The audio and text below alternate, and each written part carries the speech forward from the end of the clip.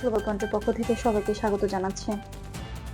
বিশ্ব রাজনীতির গুরুত্বপূর্ণ যাচাইকৃত সব আপডেট পেতে আমাদের চ্যানেলটি সাবস্ক্রাইব করতে ভুলবেন না। আজকের আলোচ্য বিষয়ে জানিয়ে দিচ্ছি, অ্যাকশনে যাবে চীন, রাশিয়া ও ইরান। এই বক্তব্যটি কেন আন্তর্জাতিক অঙ্গনে আলোচনায় এসেছে, এর বাস্তব অর্থ কি, আর এতে বৈশ্বিক রাজনীতিতে কি ধরনের প্রভাব পড়তে পারে সেটি আজ তুলে ধরা হবে। সাম্প্রতিক সময়ে চীন, রাশিয়া ও ইরানকে একাধিক আন্তর্জাতিক ইস্যুতে কাছাকাছি অবস্থানে দেখা যাচ্ছে। আন্তর্জাতিক সংবাদ মাধ্যমের তথ্য অনুযায়ী এই তিন দেশ কূটনৈতিক ও অর্থনৈতিক বিভিন্ন বিষয়ে সমন্বিতভাবে কথা বলছে।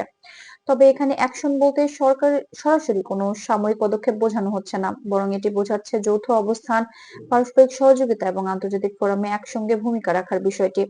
রাশিয়ার দিক থেকে শুরু করলে দেখা যায়, পশ্চিমা দেশগুলোর আরোপিত নিষেধাজ্ঞার পর মস্কো বিকল্প অংশীদারদের সঙ্গে সম্পর্ক জোরদার করেছে। চীন ও ইরানের সঙ্গে জ্বালানি, বাণিজ্য এবং কূটনৈতিক যোগাযোগ রাশিয়ার জন্য গুরুত্বপূর্ণ হয়ে উঠেছে।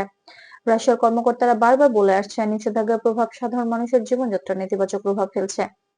চীনের অবস্থান কিছুটা ভিন্ন ধাঁচের। বেইজিং সাধারণত সরাসরি সংঘাতমূলক ভাষা ব্যবহার এড়িয়ে চলে।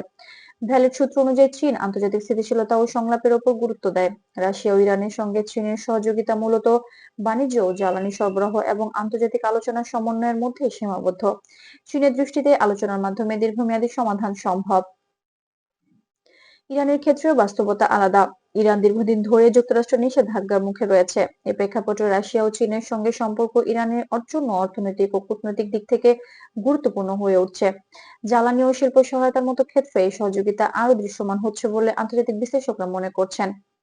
অনেক প্রশ্ন তুলছেন, এই তিন দেশকে একসঙ্গে বড় কোনো পদক্ষেপের দিকে যাচ্ছে। তবে ভ্যালিড আন্তর্জাতিক সংবাদ মাধ্যম স্পষ্ট করছে, এখন পর্যন্ত কোনো আন্তর্জাতিকভাবে নিশ্চিত সামরিক উদ্যোগের তথ্য নেই, বরং জাতিসংঘ সহ বিভিন্ন আন্তর্জাতিক ফোরামে যৌথ বক্তব্য, কূটনৈতিক বৈঠক এবং অর্থনৈতিক সমঝোতায় এই সহযোগিতার মূল দিক। অন্যদিকে যুক্তরাষ্ট্র ও ইউরোপীয় দেশগুলো এই সমন্বয়কে সতর্কভাবে পর্যবেক্ষণ করছে। ওয়াশিংটনের পক্ষ থেকে এখনো প্রকাশ্যে চাপ বজায় রাখা হলেও কূটনৈতিক প্রতিক্রিয়া ও নীতিগত পর্যালোচনার দিকেই বেশি গুরুত্ব দেওয়া হচ্ছে। জ্বালানি নিরাপত্তা এবং বৈশ্বিক অর্থনৈতিক স্থিতিশীলতা এখানে বড় বিবেচ্য বিষয়। বিশ্লেষকদের মতে চীন, রাশিয়া ও ইরানের কাছাকাছি অবস্থান বিশ্ব রাজনীতিকে ধীরে ধীরে আরো বহুপক্ষীয় রূপ দিচ্ছে।